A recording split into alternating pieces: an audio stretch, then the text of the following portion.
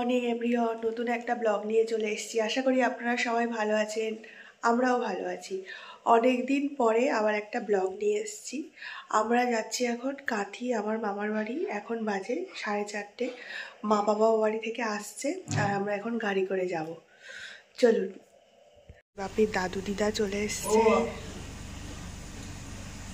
আপনি ঘুম থেকে উঠে পড়েছে আমরা যাব বলে। আমরা বেরিয়ে পড়েছি, এই বাপি বসে আছে। বাইরে এখনো অন্ধকার, আস্তে আস্তে ভোর হচ্ছে।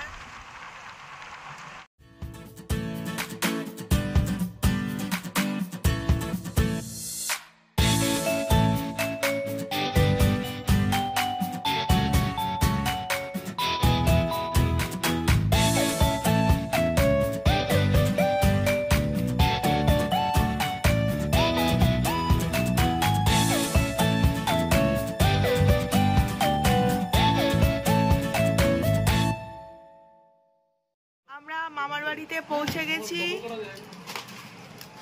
এই যে আমি সারা গাড়ি কোনো ভিডিও করতে পারিনি, আমার অবস্থা খুবই খারাপ, তাই ভিডিও করছি।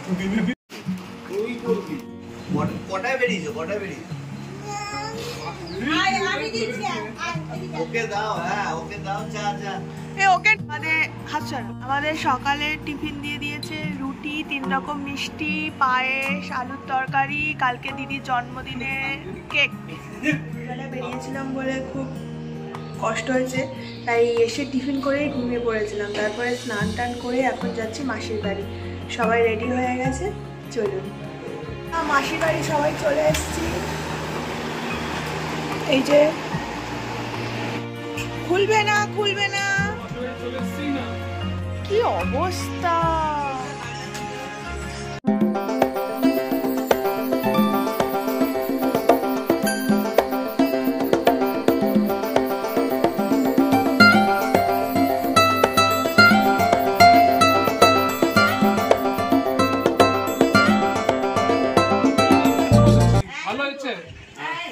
দাঁড়াও মামি, মাসি তোমাকে সাজিয়ে দিচ্ছে কত কিছু। কচু শাক ভর্তি করলে না? আরে আমি নিয়ে এসেছি তো সেখানে। ও আচ্ছা, মানে তার ছবি দেখবে। হ্যাঁ, অল্প একটু বাস। হ্যাঁ, ডালটা সেরা, সবকিছুই ভালো আছে। আর লবণ এখন।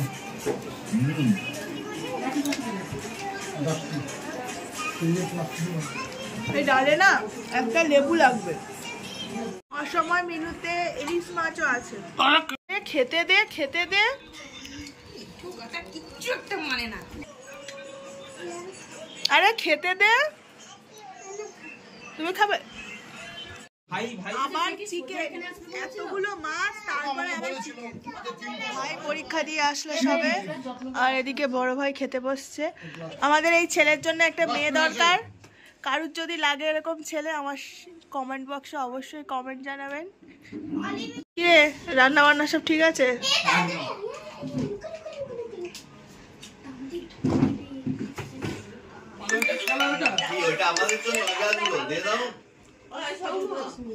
এখন কোল্ড ড্রিঙ্কস পার্টি হচ্ছে।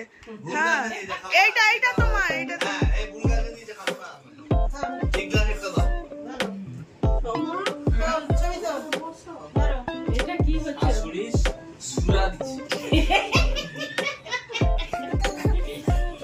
আর এটার অবস্থা দেখো। মাসির বাড়ি থেকে বাড়ি চলে এসেছি। বাড়ি আসতে আসতেই বাপি ঘুমিয়ে পড়েছে। সারাটা দিন ওখানে, যখন থেকে গেছে আসা পর্যন্ত এত দুষ্টুমি করেছে, ক্লান্ত হয়ে ঘুমিয়ে পড়েছে। আর আমরাও একটু রেস্ট নেব। এসেই সঙ্গে সঙ্গে শুয়ে পড়েছে। এসিটা চালিয়ে দিয়েছি। না না, খাও, ওইটুকুনি মাজাটা খেয়ে নে। এর জন্য মেয়ে দরকার, খুব তাড়াতাড়ি বিয়ে দিতে হবে। তুমি কি হাঁটতে যাবে? হ্যাঁ যাবো। তুমি কি কিছু খাওয়াবে গেলে? না, আমাকে খাওয়াতে হবে চপ। রাত 10টার সময় গিয়ে চপ খাইনি।